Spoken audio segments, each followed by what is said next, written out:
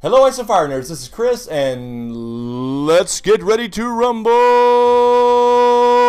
Sorry. I had to.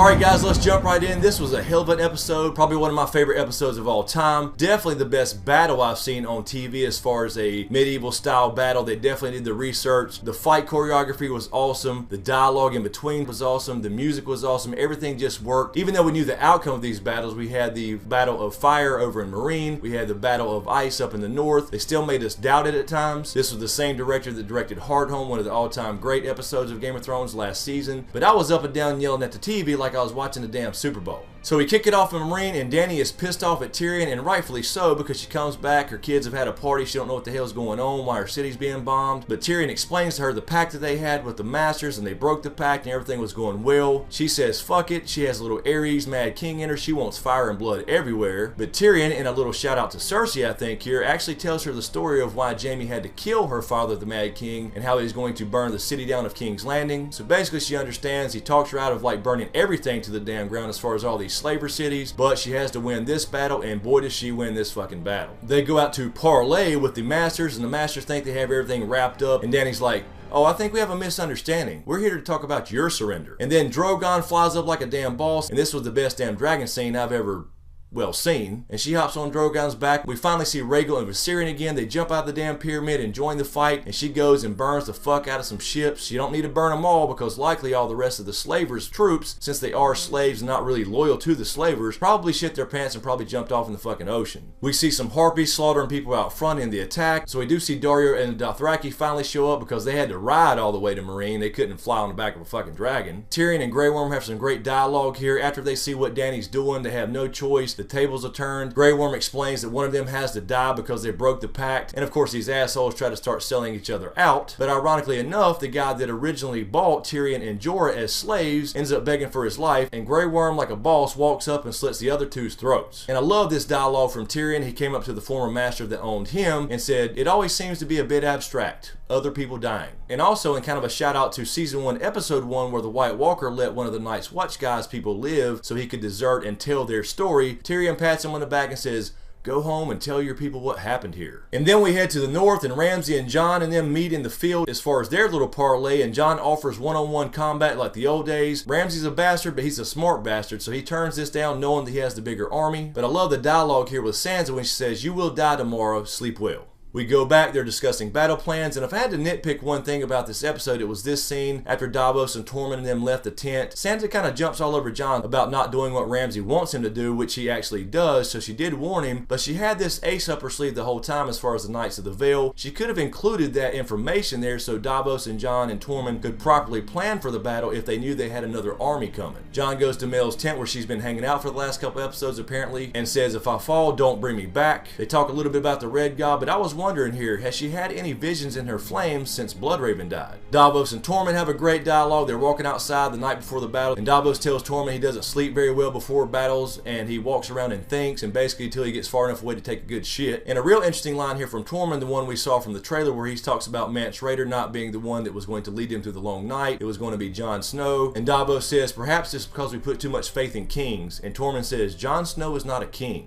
But is that entirely true? And then we head back to Marine, and I love this fucking scene where Theon and Yara actually get to Dany first, like we thought. They have a great conversation about all their fathers being evil, and that includes Tywin Lannister, the Mad King, and Balon Greyjoy, and how they left the world a horrible place, worse than they found it, and they're going to leave this world a better place than they found it. And I thought that was a great scene between them. You had a little dialogue between Tyrion and Theon, which goes back to season 1 when Tyrion was on his way back from the wall and stopped through Winterfell, and Robin the Starks kind of suspected Tyrion in the attempted murder of Bran. A little flirting going on between Yara and Dany, but they do come to an agreement. They need a little bit of help taking back the Iron Islands, getting rid of some uncles that don't believe women should rule. But she does agree and says, "You can have the Iron Islands, you can be the ruler of the Iron Islands as an independent state as long as you help me take back the 7 kingdoms, but in exchange you have to stop your reaving and raping and that way of life." So now Dany is a full-fledged warrior, queen, dragon riding, badass conqueror, but she does still have her moral compass here, and she doesn't want raping and slavery and all that kind of stuff. So she's really really coming into her own here as a leader, a queen, and a warrior. And then we go back to the north, and the Battle of the Bastards is about to begin. Let's get ready to rumble! And we never find out who's on the burning crosses, but Ramsay brings out Rickon. We all kind of expected this. He set Rickon free to run towards Jon, which was setting a trap for Jon. And of course, he runs in a straight line. He didn't zig, he didn't zag, but we kind of knew this was going to happen. But Jon falls for this trap, exactly what Sansa was warning him about, and he gets into the range of the archers when Rickon dives right in front of him. That kind of pisses Jon off. He starts to charge. The arrows come raining down and take out his horse, so he is standing alone. Then the cavalry charges, and Jon is basically going to die here again, and I thought he was for a minute, but I guess he decided to try to take out one or two with him. But Davos has already sent the Stark army on in as well, so they showed up just in time, and this battle took off from there. You felt like you were in the battle. Jon did some zigging and some zagging. You were immersed in it. You saw him taking out people left and right, dodging swords and dodging horses and spears. Hell, we even seen the Headless Horseman ride by.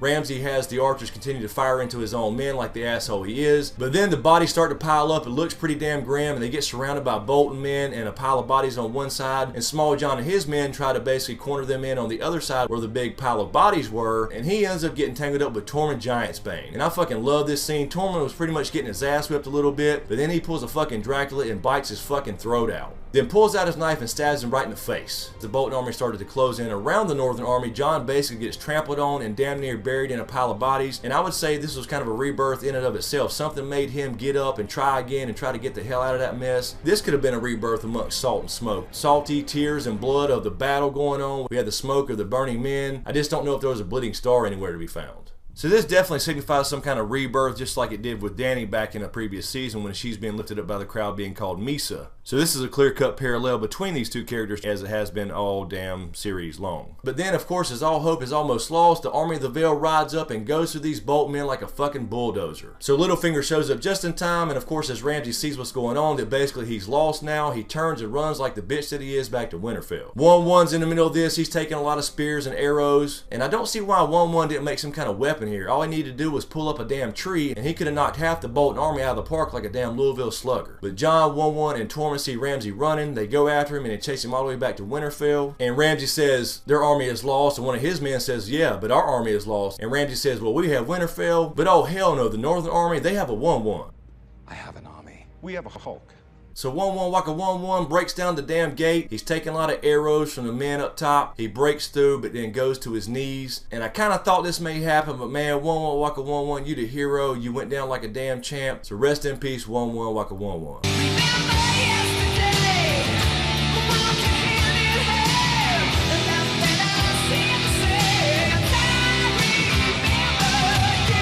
So then, of course, that bitch-ass Ramsay, he wants to damn take up Jon Snow's offer all of a sudden when he's out of options. And Jon says, you know what? Fuck you. I don't even need a sword. Drops his damn sword and goes after him. Picks up a Mormont shield and blocks a few arrows on his way to beating Ramsay's ass. Gives him a damn throat punch with the shield. Gets on top of Ramsay ground and pound style. Goes off on his damn face. He's about to lose it and beat him to death and looks up and sees Sansa there. He stops himself, and I think here he wanted Sansa to kind of get the last blow in. I was kind of expecting Sansa to pick up a sword here and start hacking herself. We see Mel on the battlements of Winterfell like she saw in her visions. We see Davos with the stag looking up at Melisandre pissed off. There's definitely going to be some tension between them two next week about what happened to Shireen. They bring Rickon's body in, and Jon says we're going to bury him in the crypts beside my father. And there was nothing more gratifying in this episode, even with the big battles going on, than seeing those damn Stark banners being displayed again in Winterfell. Winterfell is back where it's supposed to be with the Starks. Huge payoff. And on top of that, Jon had apparently tied Ramsay's ass up to a chair in the damn kennels. Sansa goes down there, and I love this dialogue with Sansa here. She's really stepped up, and she says to Ramsay, your words will disappear, your name will disappear, your house will disappear, every memory of you will disappear. And then Ramsay's own damn bitches commenced to tearing his ass up, and they even let us see a shot of him getting his damn face bit off. It was just the perfect irony for him to die by his own hounds after he had Fat Walda and his little brother eaten by hounds alive. He's hunted people like animals with his own damn hounds, and as much as I loved him as the perfect villain as far as being a psychopath asshole, fuck you Ramsay, bye bitch. And Sansa walks away with a damn smirk on her face. So yeah, I really love this episode. Again, it wasn't just for the action. You know, you don't have to have a lot of action to have a good Game of Thrones episode. As a matter of fact, that's what makes Game of Thrones so good. You have these breaks in between action-packed episodes with great dialogue, great character development. Some of that's been a little sloppy off and on this year, but this really paid off. Even the dialogue scenes in between the battles were great. They had meaning. They reconnected to previous seasons. We had two big characters in Jon and Dany kind of found out who they really are. Dany Dany has really come into her own as far as being a queen and a leader. She's got all this power, yet she still has her moral compass. Jon was kind of reborn here after kind of just floating through the last few episodes, not really knowing what he wanted to do with his life after being reborn, literally. I really love the Ironborn storyline tying in with Dany. I don't really know how this is going to work out for Euron now, because now she knows his plan as far as him coming to marry her and take what he wants based off of her dragons and her power. So I wouldn't be surprised if Euron doesn't last too long on this show. Anyway, guys, let me know what you think in the comments below about the Battle of the Bastards. What did you like? Anything you hated? Anything that could have been done better? Or were you like me and totally hyped up as soon as the damn thing came on? Also, if you hadn't seen last week's Q&A, please click here to check that out. That was where James and I talked about episode 8. I did talk about episode 9 and 10 for that matter, as far as a lot of speculation. So go check that out and see what I got right there. Thanks again for all the support. I really appreciate it. Be sure to subscribe to get everything.